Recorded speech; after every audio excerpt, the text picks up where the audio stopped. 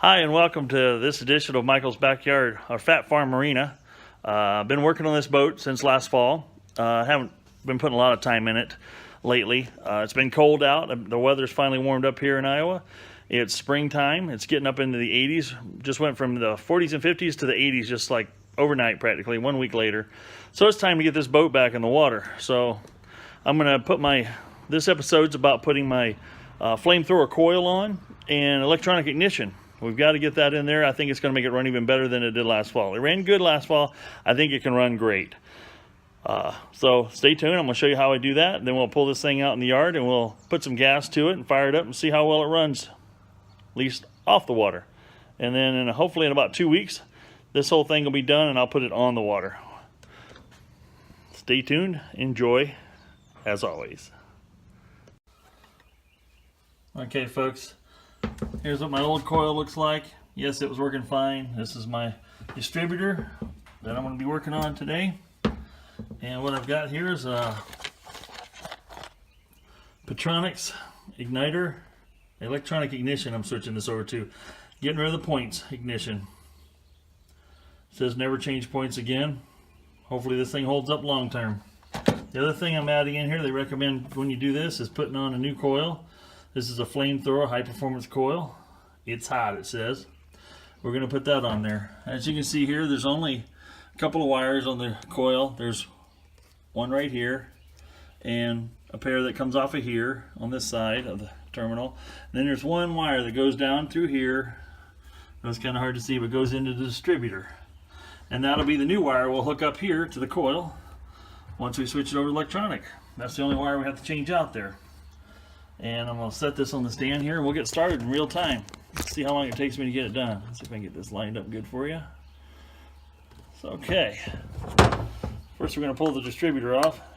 And as always, please disconnect the negative terminal of your battery when you're doing this stuff. This is the last place you want to throw sparks and possibly cause your ignition or to burn up your brand new ignition and cause issues. So, just word to the wise there. There we go. Okay, distributor cap is off. As you can see here, you got your rotor, your condenser, and your points. All that goes away. Your new kit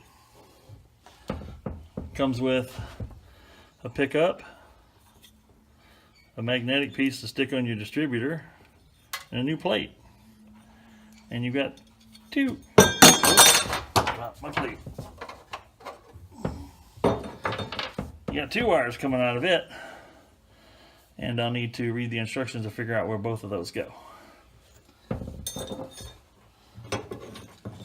First thing we'll do is we'll take off these two flat blade screws so we can take this plate clean off.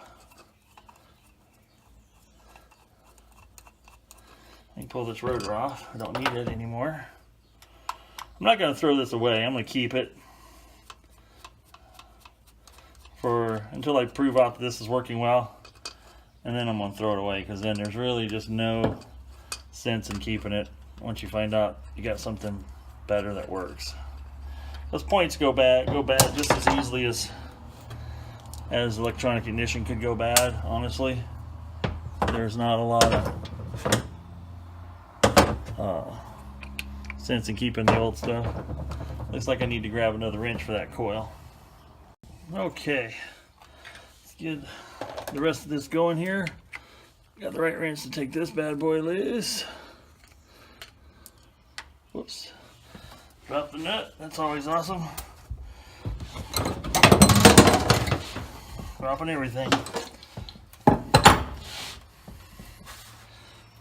Get this one loose.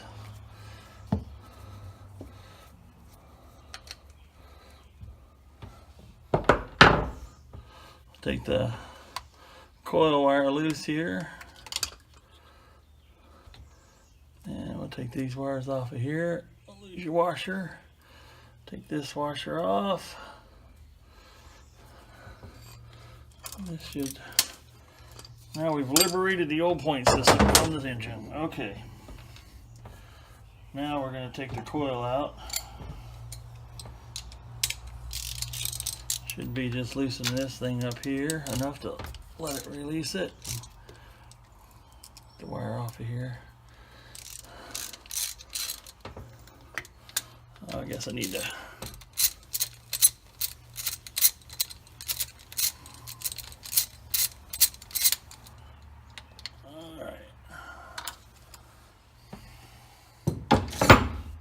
Coil holder's free. So you can see here there's just one little Phillips screw on this side. We'll loosen that up. So let the coil slide out. There we go. Coil is free. Let's open up the box with new coil in it. See what we got there. Pretties. As you can see, this one here is a nice new flamethrower. I'm going to put it with a sticker out, obviously. It has a positive and negative, so take note on where that's at on your existing one. So you got positive and negative. So everything's on the same sides as it was. We'll slide this back in here. Yeah, the new coil slid into the housing here.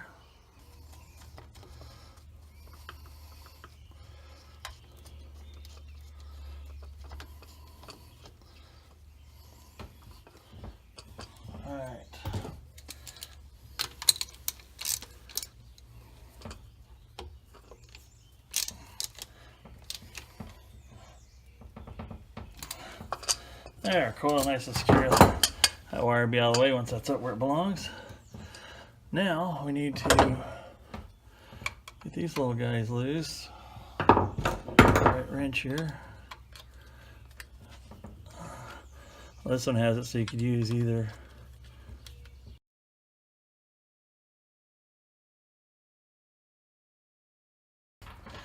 Now this bad boy will go back on this side, and this one will go back on this side.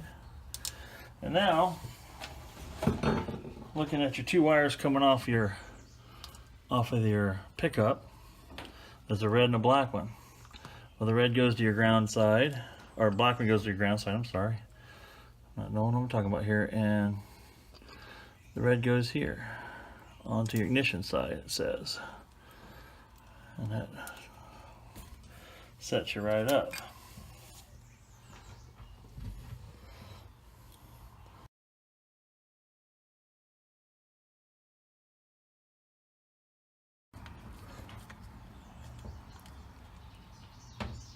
Get that snugged into place. Nice and secure. Let me put our coil wire back in. So that's all.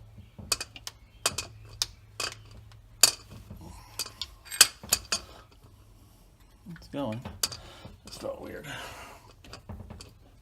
Alright. Coil wire's back in place. Now we'll put the plate on. You can see where the wire was coming about at this angle right here before. This one here will have to do the same thing. It has a little boot area there, which is nice. They've done a good job with this kit, it seems like. So that'll push right down in there. Nice and neat. So I'm going to go put the plate wires back on. We may have to adjust the timing on this once it's back up and running here, but it definitely should start up without any issue. I'm counting on it anyway. Tighten these screws down to secure the plate back in place.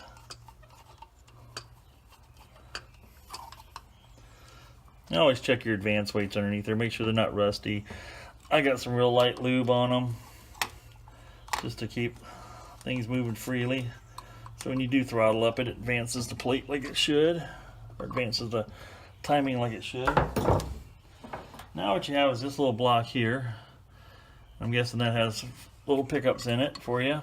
That's going to go, let's see here, let's put this bad boy, seems like it's got enough wiring to do this. I'll take a quick glance at the instructions to make sure, but this plate here, that block here goes on right here. Pops down in place. That goes there, rides really close to it, and then obviously your rotor goes right there. Look that over, make sure it's good and clean still. This one seems to be in pretty good shape yet. I put a new distributor on it last year. I did not put a rotor on it yet, but that's something I need to do. So yeah, looking at the instructions here.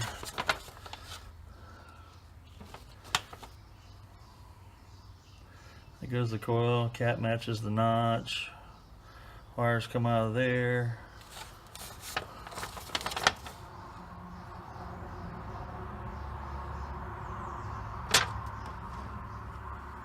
That's the crazy part. It can go there, it can go 180 of there.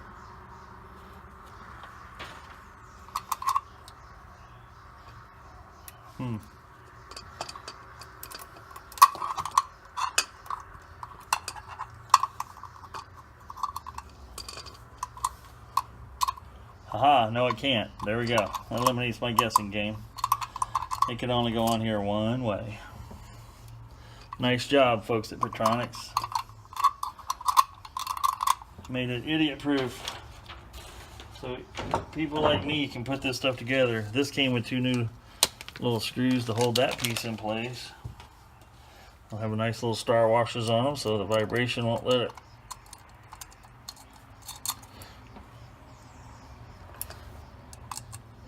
them come loose during operation. Alright. So I got the wrong size nut wrench here again. I'm going to use something between what I got. Pretty sure. Yeah, we'll snug that up here a minute. So this can come across here. You just want to make sure it doesn't, well, their wiring is their plate. I'm wondering. Plate has to go on like that. That's the cutout. Your distributor locator knockouts right there, so that has to go that way. Boy, they don't give you a lot of extra wiring though. I'm worried about that a little bit. Because right there where that's set up, that's going to rub right on that.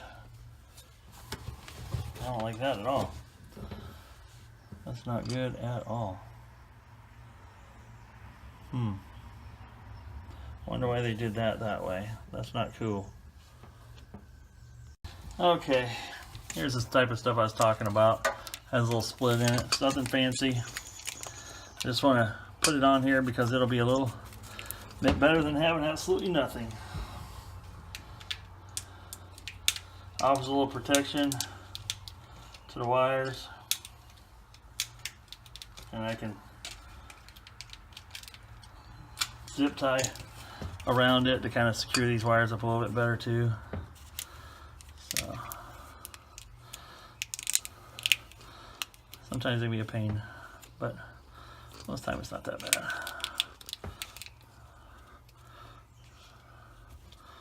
So I can go clear down around here and get it all in here.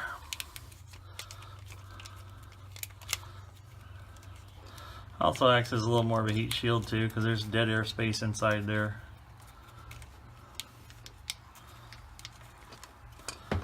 So, I have something a little more like that then. And if I want to, I can actually, I probably will just run a zip tie around that and the coil, just to kind of hold that right there. That way I know everything's staying put where it belongs. Get that pushed down right there where that belongs.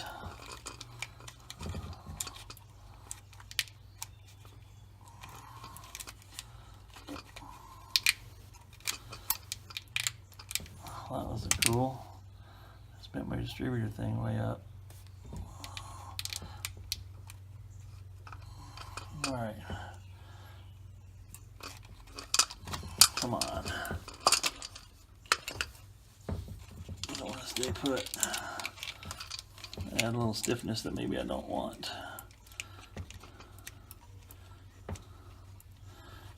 Trying to roll the wires so the natural cast of the wires wants to keep it away from that rub point. That's the last thing you want, is that thing rubbing.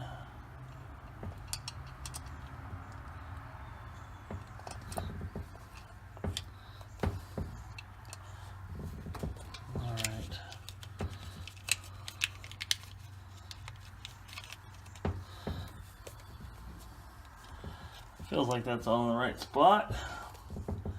Snug her back down again.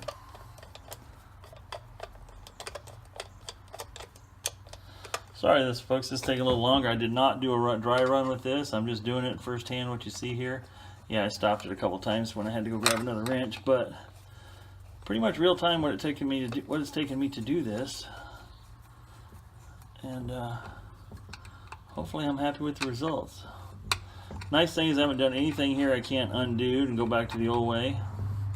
Quite frankly, from what I've been reading about, reviews and whatnot, why would you? This is supposed to work like a charm. Alright. Now things good and snug. I'm going to take these and a zip tie here that I'm going to wrap around things. Hopefully this is long enough one. I don't think it is.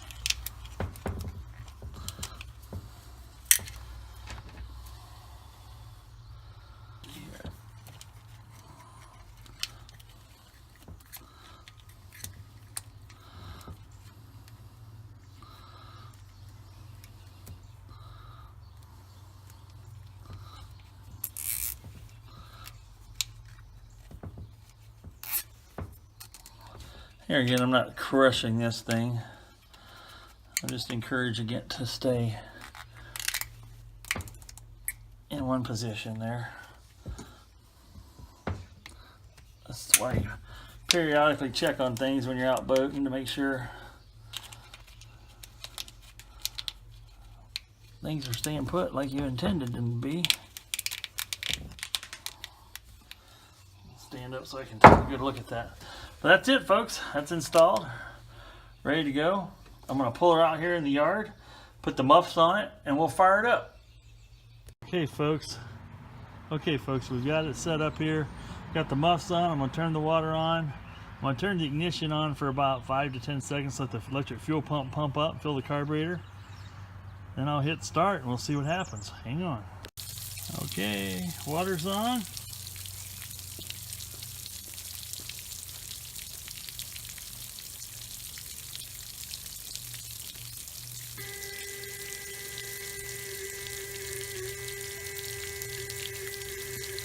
Buzzers are going.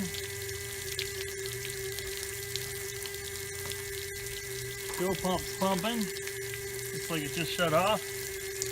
Alright, see if we can start this up.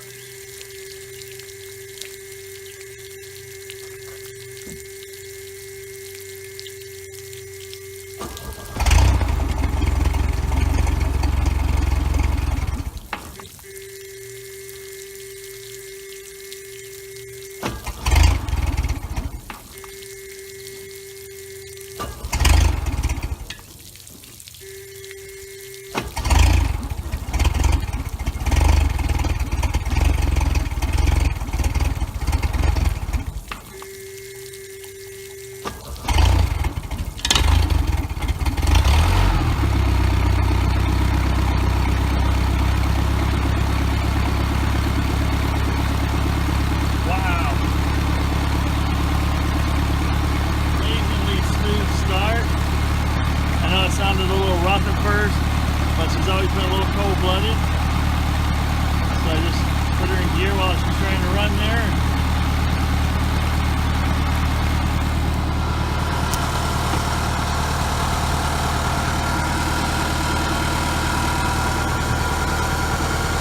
That motor is running smooth.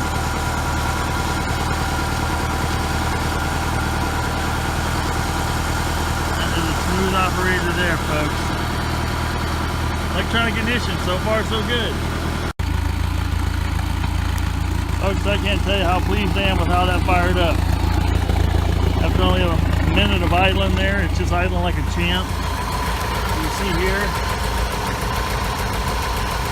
this is a smooth coil runner motor. This is a 1976. I'm going to throw it into gear here, and you see it's idling just about 800. Spring gear. It's snappy, revs right up. This isn't no race boat, but my golly, I can't complain about that. We're running good voltage here. Obviously, oil pressure is going because there's no buzzer, and we're starting to get some temp in it. So, like I said,